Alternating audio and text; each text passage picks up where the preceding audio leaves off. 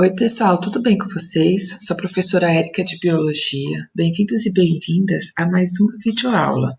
Hoje quero falar com vocês sobre bioquímica. Nesse conteúdo, nós estudamos a química dos seres vivos. Inclusive, é um tema que já estávamos estudando nas nossas aulas presenciais. Então, nesse primeiro momento, eu quero fazer uma revisão com vocês sobre a classificação dos elementos químicos presentes nas células, presentes nos seres vivos, e os compostos inorgânicos que já tínhamos trabalhado, que é água e sais minerais, tá certo?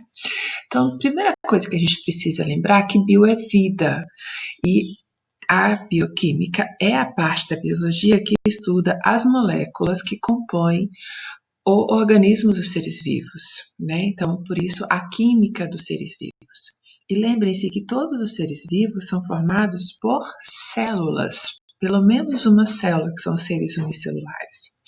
E essa célula, ela vai ser composta, estruturada por uma série de moléculas. Por exemplo, a membrana plasmática é formada por gordura, por lipídios e proteínas, ok? O citoplasma contém água. Essas moléculas, elas além de estruturar as células que compõem o corpo dos seres vivos, elas vão desempenhar uma série de funções. E aí o que nós vamos estudar? Quais são essas moléculas, quais são as funções que elas vão desempenhar nas células, no corpo dos seres vivos, tudo bem? E como é a estrutura dessas moléculas, tá certo? Então, a primeira coisa que a gente precisa lembrar sobre bioquímica é se nós vamos estudar as moléculas que compõem os seres vivos, vamos lembrar que moléculas são formadas por átomos, por elementos químicos.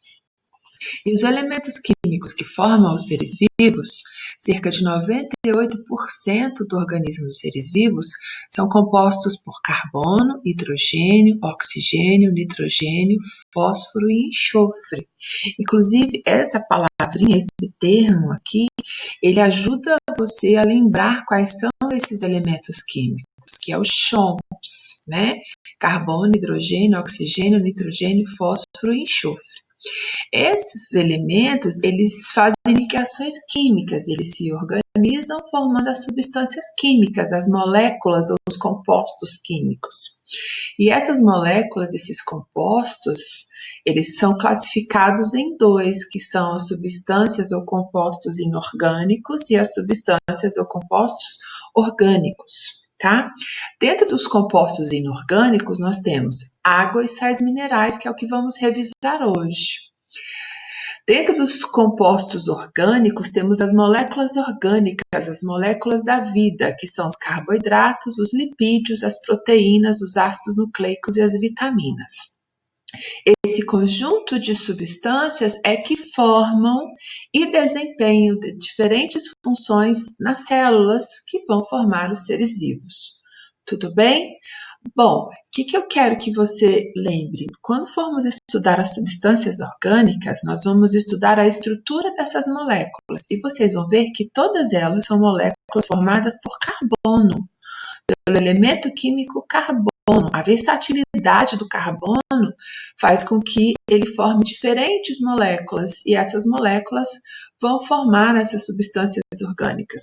O que eu quero que você tome cuidado é que nem toda molécula que contém carbono é uma substância orgânica, tá? Existem substâncias inorgânicas que também possuem carbono, por exemplo, dióxido de carbono, CO2, né? O gás que nós eliminamos, por exemplo, na nossa respiração, e ele não é uma molécula orgânica, ele é uma substância inorgânica, tudo bem?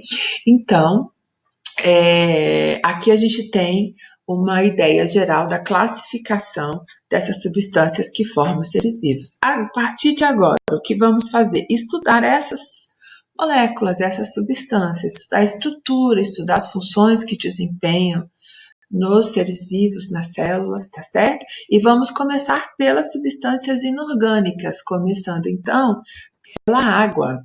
A água, primeira coisa, ela é um composto inorgânico, tá certo? Bom, a água ela vai desempenhar uma série de funções no nosso organismo. A primeira coisa que você precisa saber sobre a água é que ela é o principal componente para os organismos vivos. Então, o nosso corpo, aproximadamente 65% do nosso peso é formado por água, tá? Essa água está presente formando as nossas células, formando o nosso corpo, então ela é fundamental para os seres vivos, tá? Não se conhece vida sem água. Sabe-se que para existir vida você precisa ter água. Então, por exemplo, hoje com o estudo do universo, busca-se planetas que poderiam ser habitáveis ou planetas que poderiam conter formas de vida, por mais simples que sejam.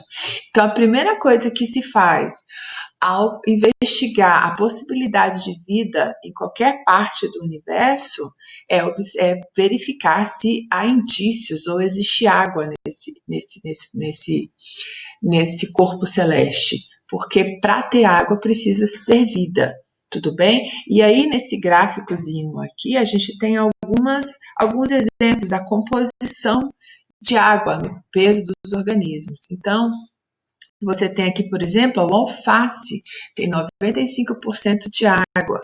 A medusa, as águas-vivas, 90% do corpo de água. Olha a cenoura, né, que parece ser tão sólida, tão compacta, 90% de água. O leite, né? Então, todos os organismos, ó, aqui a gente tem alguns outros exemplos de animais, todos os organismos têm na sua composição a maior parte dela formada por água. Aí você tem uma ideia da importância da água para os seres vivos. Tudo bem? Uma outra coisa que vale a pena você saber é que a variação da taxa de água nos seres vivos, tudo bem? Então a gente coloca nós, seres humanos, como exemplo. Tá? Então, a quantidade de água, a taxa de água, ela vai depender da idade, e aí, com o aumento da idade, você tem a redução no percentual de água no corpo, tudo bem? Saber de cor essa porcentagem não acho necessária, é só você saber que conforme o envelhecimento, a gente vai perdendo o percentual de água no corpo, é um processo natural do envelhecimento. Tá? Outra coisa, quanto maior a atividade metabólica, maior a porcentagem de água encontrada nele. Tudo bem? Então, por exemplo, existe algumas afirmações da quantidade de água que precisamos ingerir no nosso dia a dia. Aí, alguns falam em torno de 2 litros, outros em torno de 3 litros, mas o que a gente sabe é que depende da idade, depende da rotina, da atividade dessa pessoa. Então, você tem um indício muito importante para saber se você está bebendo a quantidade de água adequada, ao invés de ficar gravando 2 litros, 3 litros. É acompanhar a cor da sua urina. Tudo bem? Quanto mais escura a urina, indício de que você está bebendo pouca água ou que está desidratado. Então, quanto mais clara a urina, melhor. Então, quer dizer que você está bebendo a quantidade de água suficiente, tá, para suas necessidades. E também vai variar de espécie. A gente viu lá que na água viva é 90%, os seres humanos 65%. E os nossos órgãos, por exemplo, você vai ter diferentes taxas, diferentes porcentagens de água, tá bom? Então é só para você ter uma ideia dessa que existe essas variações nos seres vivos, tá certo? Bom, então vamos agora falar da água, né, da molécula de água. E para a gente entender quais são as funções que a água vai desempenhar no organismo dos seres vivos, a gente precisa conhecer e relembrar a estrutura da molécula de água. A molécula de água vocês já conhecem, sabe que ela é formada por 2 átomos de hidrogênio e 1 de oxigênio, tudo bem? Então aqui a gente tem representado a molécula de água nas imagens, tá? Então o vermelhinho aqui está representando o oxigênio e esses brancos os 2 átomos de hidrogênio, tá? O que você precisa lembrar a mais, além de saber da molécula de água, que é H2O? Que esse átomo de oxigênio ligado a esses 2 hidrogênios por ligação covalente, tudo bem? Você estuda essa ligação em química, lembra que a covalente é a ligação onde há compartilhamento de elétrons, tá?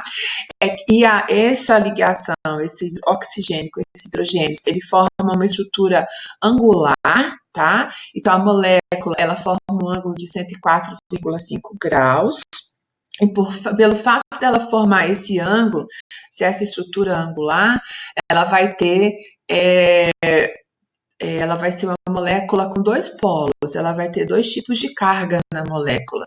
Ela vai ter uma carga, um lado positivo e um outro negativo, tá? Então, a região da molécula do oxigênio, ela é a que possui carga negativa, tá? A região dos hidrogênios é que possui carga positiva, tá? Isso é importante você saber. Isso confere à molécula de água algumas características especiais. O fato dela ter essa dupla polaridade, tá? Vai conferir a ela algumas características, e isso que influencia a função que ela vai desempenhar nos seres vivos, nas células. Então, primeiro, o fato da molécula de água ela ter duas cargas, lembrem-se que cargas positivas e negativas, elas se atraem. Então, quando existem moléculas com cargas diferentes, elas acabam se atraindo. E isso vai acontecer com as moléculas de água. Como as moléculas também possuem um lado positivo e outro negativo, quando você tem várias moléculas de água juntas, então elas acabam fazendo uma ligação. O lado negativo de uma molécula é atraído pelo lado positivo da outra molécula. E elas acabam fazendo uma ligação que é conhecida como ligações de hidrogênio ou pontes de hidrogênio. Tudo bem? Então, as imagens aqui mostram justamente, ó, nessa última aqui, o que a gente tem? A gente tem duas moléculas e quando elas se aproximam, ó, elas se reorganizam de forma que o lado negativo, que está representado em vermelho, é atraído pelo lado positivo, que está representado em branco, e elas fazem a ligação de hidrogênio. Cuidado para não confundir, tá? A ligação covalente, a ligação que forma a molécula de água, é a ligação entre o átomo de oxigênio com os átomos de hidrogênio, formando H2O. As ligações de hidrogênio, pontes de hidrogênio, são as ligações que ocorrem entre as moléculas de água, tudo bem? Devido a essa bipolaridade que existe na molécula de água, tá? Bom, agora que você conheceu a estrutura, vou falar um pouquinho das funções. Aqui mais uma informação com relação a as pontes de hidrogênio, ó, as mudanças de estado físico. Você sabe que a água ela se encontra no seu estado sólido, líquido e gasoso. O que muda de um estado para o outro? São as pontes de hidrogênio. No estado sólido, as moléculas são mais próximas, elas ficam mais rígidas, tá? Mas daí isso dá resistência do estado sólido. No estado líquido, ela é mais fluida. Essas pontes elas ficam desfazendo e refazendo o tempo todo. Tá? Então, isso é que dá a fluidez do estado líquido. E no estado gasoso, ó, as pontes de hidrogênio são desfeitas, as moléculas conseguem, elas ficam livres, né? Claro que uma molécula e outra se ligam, mas elas acabam ficando livres, por isso que elas se dispersam mais facilmente, tá? Agora que você sabe dessa estrutura da molécula de água e essa característica especial da molécula de água, a gente vai entender as funções, tá? Que ela vai desempenhar, as propriedades que ela possui e as funções que estão relacionadas a cada uma delas para os seres vivos. A primeira coisa é que a água ela é um solvente universal, tá? Ser solvente universal, o que significa? Que ela dissolve a maior parte dos solutos. Solvente é a substância que dissolve, soluto é a substância que é dissolvida. Então, a água ela é a substância que consegue dissolver uma grande quantidade de diferentes tipos de substâncias. Tudo bem? Por que isso é importante? Essa propriedade é importante? Porque dentro das células ocorre uma série de reações químicas. Uma série de substâncias elas são desfeitas e são refeitas. Uma série de reações químicas acontecem na célula. Substâncias precisam ser transportadas de uma região para outra, e a água vai ter um papel fundamental nesse processo, porque boa parte das reações químicas que vão acontecer dentro da água, elas acontecem no meio aquoso, elas dependem da água para acontecer. E as substâncias vão ser transportadas pela água justamente porque as substâncias se dissolvem na água e com isso elas serão transportadas no interior do organismo dos seres vivos. Tudo bem? E isso é fundamental para a célula. tá? Com relação a ser solvente universal, a água ela dissolve uma grande parte de substâncias, mas ela não dissolve todas as substâncias. Quem é que não sabe que o óleo, por exemplo, ele não se dissolve, ele não se mistura à água, né? A gente tem uma frase na química que é usada em que diz o seguinte, ó, semelhante dissolve semelhante. Tá? Então, com relação à característica da água, o que a gente viu? Que a água ela é uma molécula polar. Ela tem carga, ela tem um lado positivo e um lado negativo. Então, a água vai dissolver substâncias que são semelhantes, ou seja, que também são polares. Tá? Bom, com relação a isso, nós temos as substâncias são classificadas em dois tipos, hidrofílicas e hidrofóbicas. Né? O que significa ser hidrofílica? São substâncias que são dissolvidas, que reagem com a água. Tá? Substâncias hidrofóbicas são as que não se dissolvem, que não reagem com a água, que não interagem com a água. Exemplos, lipídios. Quem são os lipídios? As gorduras, né? Óleos, né? Aí aqui tem um exemplo clássico, que é a mistura do sal à água, né? Então, lembra lá que a gente usou o termo soluto e solvente? Então, soluto é a substância que é dissolvida, que quem é dissolvido é o sal. O sal ele é dissolvido na água, então o sal ele é chamado de soluto, a água que vai dissolver é chamada de solvente, tá? Na química, essa mistura, essa dissolução da água forma uma que eu chamo de solução, que é a mistura do sal na água, tá? E por que o sal ele é hidrofílico, ou seja, ele se dissolve na água? Por quê? Porque a molécula de sal, ela é o NaCl, lembram? Que é o cloreto de sódio, né? E aí a gente lembra que o sódio, ele tem carga positiva e o cloro tem carga negativa, tudo bem? E aí, o que acontece? A molécula de água também tem um lado positivo e um lado negativo. E aí vamos lembrar, quem é que se atrai? Cargas diferentes, cargas contrárias. Então, o lado positivo da molécula de sal, que é o sódio, vai ser atraído pelo lado negativo da molécula de água, que são os oxigênios.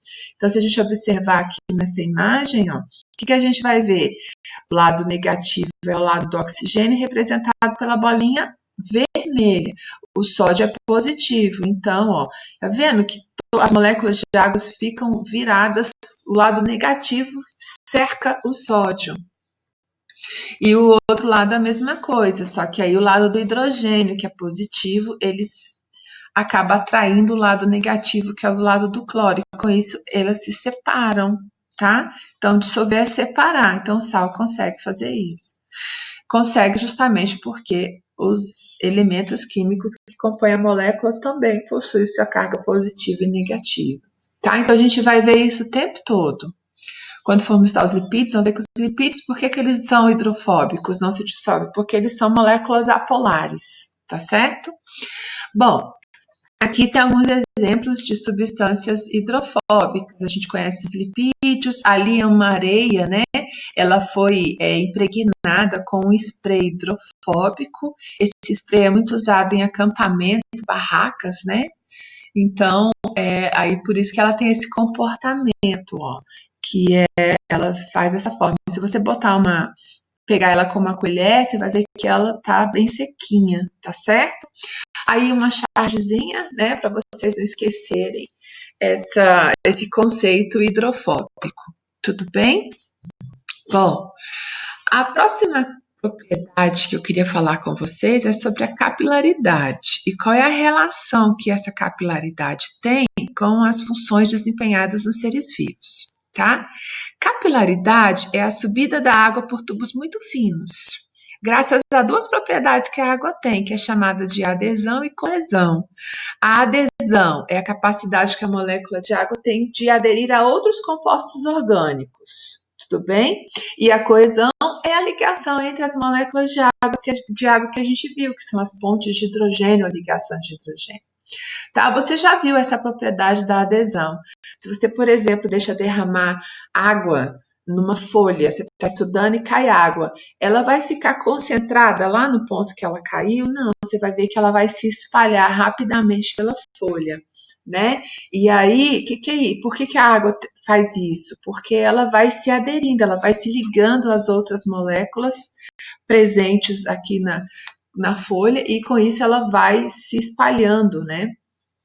Bom, essa característica, essa capilaridade, ela é importante quando a gente vai estudar, por exemplo, bioquímica, quando a gente vai estudar botânica, desculpa, né? Porque a gente vai ver o transporte da seiva no xilema, ou seja, o transporte de água dentro da planta. A água é absorvida pela raiz e ela vai chegar até as folhas, para que, por exemplo, ocorra o processo da fotossíntese. Como é que essa água ela sai das raízes e chega até as folhas? Imagina isso, árvores enormes, né? Então, e ela vai acontecer graças à capilaridade, tá? A coesão, ela permite, por exemplo, a formação das gotas. Por que forma a gota d'água, né? Porque as moléculas estão ligadas entre si, e aí com isso forma a gota. Então, nessas imagens que a gente tem aqui, ó, você tem, por exemplo, a folha, né? E aí, o que você tem? Você tem as gotas. As gotinhas são formadas graças à coesão. Agora, se você observar, ó, as gotinhas, pelo formato, a posição que a folha está, essas gotinhas de cima tinham que estar escorregando e essas embaixo caindo, né? E por que elas estão aí nessa posição na folha? Graças à adesão, que é a ligação da molécula de água com as células que compõem a folha, tá vendo? Então aí você tá vendo as duas propriedades, a coesão, né? E a adesão impedindo que elas caiam, que elas escorreguem, tá? Então você tá vendo as duas propriedades. Aqui também, né? Então, ó, tubos muito finos. Esse capilar é um tubo bem fininho de vidro. E aí, se você coloca ele, mergulha ele na água, o que você vai perceber? Que a água vai subir pelo tubo. E aí, graças à adesão das moléculas de água à parede, ao vidro, né? As moléculas do vidro e as moléculas de água ligadas entre si. Então, elas vão subindo e as outras vão vindo junto porque estão ligadas entre si, tá? Esse desenho aqui mostra justamente para você não confundir coesão com adesão. Ó. Coesão, moléculas de água, ligação entre duas moléculas de água. A adesão entre molécula de água e outros compostos orgânicos. Tá bom? Bom, como as moléculas de água estão ligadas entre si, ó, graças às ligações de hidrogênio, a coesão, elas vão formar na superfície a chamada tensão superficial. É a tensão superficial que permite a esse inseto, ó, caminhar na superfície da água. Tá? Então, é como se ela formasse uma malha, uma rede. Né? Não é qualquer força que vai fazer com que as moléculas se afastem e aquele organismo afunde, entre na água. Né? Então, a massa, o peso desse inseto, ele não é suficiente para romper as ligações de hidrogênio. Por isso que ele consegue andar na superfície dessa água aí, do jeito que está mostrando a imagem, tá vendo? Então, essa junção das moléculas, graças à ligação de hidrogênio que elas formam, graças à coesão, é o que a gente chama de tensão superficial. Por isso que se tu der pular na piscina, der uma barrigada, dói, machuca, né? Porque a superfície de contato do teu corpo é maior, então você tem que romper a tensão superficial da água. Tudo bem? Bom, aí aqui está mostrando essa capilaridade nos vasos condutores das plantas, né? Então, a água ela penetra pela raiz e precisa subir até as folhas, né? E aí, graças à coesão e adesão, é que isso vai acontecer. Existem outras forças envolvidas, mas aqui dá para a gente ver bem nessa imagem.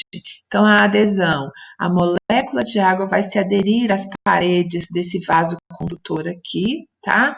Depois a gente vai estudar, vai ver que ele é chamado de xilema, certo? E as moléculas vão se ligando e com isso vão subindo. E as moléculas estão ligadas entre si, ó, por coesão. Então elas vão se ligando, vão subindo e as outras vão indo por coesão. E aí com isso a água sobe até as folhas, por exemplo, para que ocorra o processo de fotossíntese. Tudo bem? Bom, uma outra característica importante da água é o alto calor específico. E isso vai ser importante, por quê? Porque vamos lembrar que grande parte da composição dos seres vivos é formada por água, né? As células, o citoplasma da célula é formado por água, tudo bem? E íons dissolvidos. E essa característica, o fato da água ela ter um alto calor específico, vai permitir que a água ajude a manter a temperatura do corpo constante, ok? E o que é esse calor específico? Olha só, pela nossa definição aqui, a quantidade de calor necessária para que cada grama da substância sofra variação correspondente a 1 grau. Quer dizer o quê? Que eu forneço calor à água, eu aqueço, só que ela vai demorar para aumentar a sua temperatura, para absorver esse calor, tudo bem? Então, ela tem uma resistência maior a aumentar a sua temperatura. Então, dá uma olhada nessa tabelinha que eu coloquei aqui, você não precisa sabê-la de cor, eu só coloquei aqui para você ter um comparativo, olha só.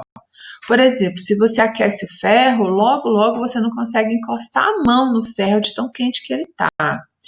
E a água não, você coloca ela no fogo, por exemplo, para ferver, aí ela leva um tempo para conseguir chegar a uma temperatura elevada, né? E aí, olha só, se você for comparar esse calor específico do ferro com a água, o ferro é 0,11, então essa propriedade, ela é calculada, tá? E aí, ó, o ferro, 0,11, olha a água, 1. Né? Então, o ferro ele aumenta a sua temperatura, ele ganha calor muito mais rápido do que a água, né? E aí, ó, se você comparar essa tabela, a água é o que tem o maior calor específico. Quem já foi à praia, né, compara a temperatura da areia com a temperatura da água. Então, aquele dia, aquele calorão, aquele sol quente, e você está lá na sombra, lá na barraca, né? O mar está lá na frente, você quer chegar até a água. Né? E aí você não quer perder a sua chinela havaiana, você quer deixar a tua chinela quietinha lá na barraca, então tu tem que ir descalço. E aí a gente sabe que a areia, ela tá normalmente está muito quente, né? Então você tem que sair correndo para chegar até a água. E quando você chega na água ou na parte da areia que já está molhada, aí você já consegue suportar o pé na areia, né? Por quê? Porque a água ali, ela leva um tempo para que ela aumente a sua temperatura. Então, por mais calor, às vezes, inclusive, a água está gelada, a areia está quente, a água está gelada.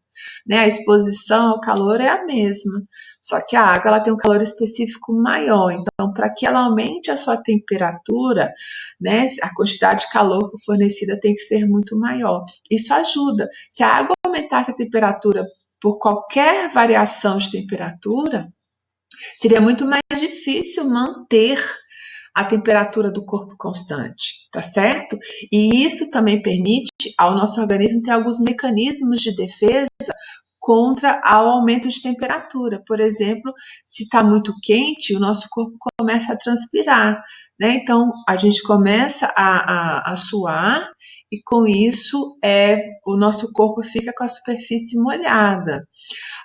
E no calor, o que vai acontecer? A água ela começa a evaporar. E para que ela mude de estado físico, o que ela faz? Ela absorve calor do ambiente, da superfície onde ela está, e aí com isso ela vai mantendo a temperatura do nosso corpo constante. Tá? Então, essa é uma propriedade muito importante, e é graças a essa propriedade que a água atua nessa característica de manter a temperatura do corpo constante. Tudo bem? A última propriedade que eu quero falar com vocês é sobre as reações químicas. Lembra que eu falei que a maior parte das reações dependem da água para acontecer, né?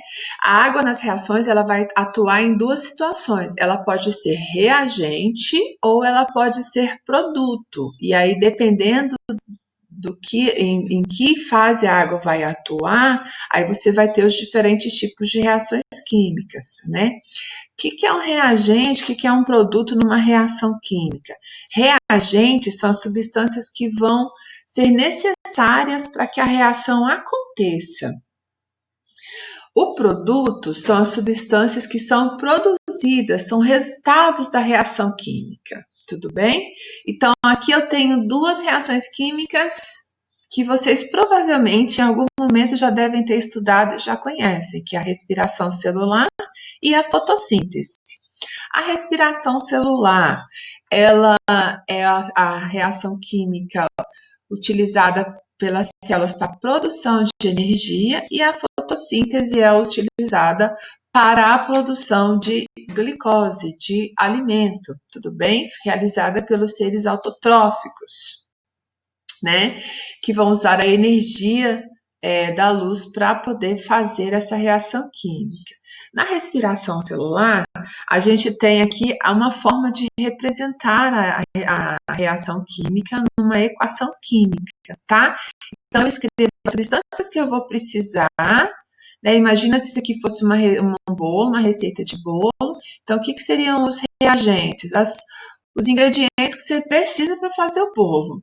Tá? Então, para que a respiração celular aconteça, eu preciso de C6H12O6. O que é isso? Açúcar, é a glicose, tá?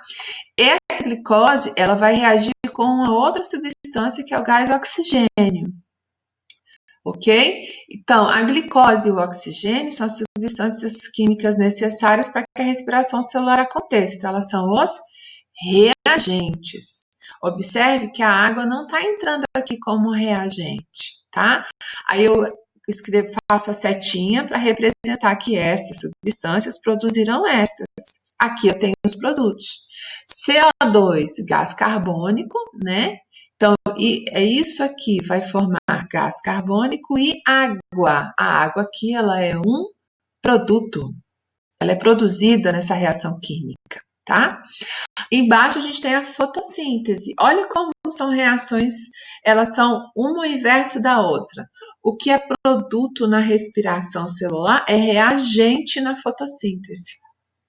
Então, a fotossíntese ela vai precisar de gás carbônico e água, e essa reação química vai produzir C6H12O6, que é a glicose, né, que é o alimento que, por exemplo, os seres fotossintetizantes, como as plantas, produzem, né, utiliza nos seus processos metabólicos, armazena, e oxigênio, tá? Olha só a água agora. A água agora está antes da setinha, ou seja, a água agora ela é um reagente, ela é necessária para que a reação química aconteça, tá?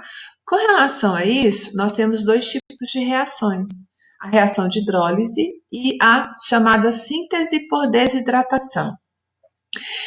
Reações de hidrólise são reações em que a água vai atuar como reagente, tá? A presença da molécula de água faz com que as moléculas maiores quebrem, formem pedaços, formem partes menores. Então, a presença da água vai fazer com que ocorra a separação das moléculas, tudo bem? Então, aqui eu representei uma reação de hidrólise. Tá? Então, aqui eu tenho uma molécula grande, ó, formada por ligação entre três partes, chamadas aqui de monômeros. Tá? Quando eu adiciono a molécula de água aqui, quando eu misturo isso aqui à água, o que a água vai fazer? A água vai reagir aqui, ó, provocando a quebra dessa ligação química. E com isso, ó, o que acontece? Esse pedaço que estava aqui, ó, ligado a todos esses aqui, ele se separa. Tá? Então, aqui eu quebro a molécula graças à adição da molécula de água. Tá? Então, essa é uma reação chamada de hidrólise. Lise é quebra, hidro é água. tudo bem? Nós vamos estudar os compostos orgânicos e vamos ver que essas reações químicas acontecem o tempo todo, tá? Bom, na síntese por desidratação, o que acontece? Síntese é a formação. Eu vou fazer o inverso da hidrólise. Se eu acrescento uma molécula de água, eu separo. Se eu retirar essa molécula de água, eu vou unir novamente. Tá? Então, aqui, ó, aqui eu tenho duas moléculas separadas. Então, vamos supor que isso aqui, ó, é um monômero desse. Esse outra parte é esse outro monômero. Então, o que eu vou fazer? Ao retirar a molécula de água, olha só, está representado aqui. Eu estou tirando o grupo H dessa e um hidrogênio dessa de cá. Então, isso aqui vai formar o quê? H2O. Então, eu retiro essas moléculas de água, desfazendo essas ligações químicas aqui. E com isso, o que eu vou fazer? Eu vou provocar a ligação entre esses dois pedaços, essas duas moléculas. Eu vou unir essas moléculas novamente, tá certo? E aí eu tenho, então, uma síntese por desidratação. Tá? Você não precisa, nesse momento, entender essas reações químicas agora, tá? Você só precisa lembrar reações de hidrólise. A água ela é reagente e, nesse caso, ela vai atuar quebrando moléculas maiores. Na síntese por desidratação, a água ela é um produto, ela é produzida na reação química e, com isso, essa reação ocorre quando moléculas vão se unir, né? Então, a água vai atuar unindo moléculas, tudo bem? Então, gente, sobre a água, eu queria lembrar vocês, nós já estudamos esse conteúdo nas nossas aulas presenciais, vocês têm tudo isso anotado no caderno, tá? Se você pegar teu caderno, você vai acompanhar, tá certo? Lembre-se que eu também vou disponibilizar esses slides lá na plataforma, então aqui é uma revisão para você relembrar as características, as propriedades e as funções que a água vai desempenhar nos organismos vivos. Vou fazer a próxima videoaula relembrando com vocês os sais minerais, tudo bem? Obrigada por você assistir até a videoaula, tá certo? E até a nossa próxima videoaula. Um abraço.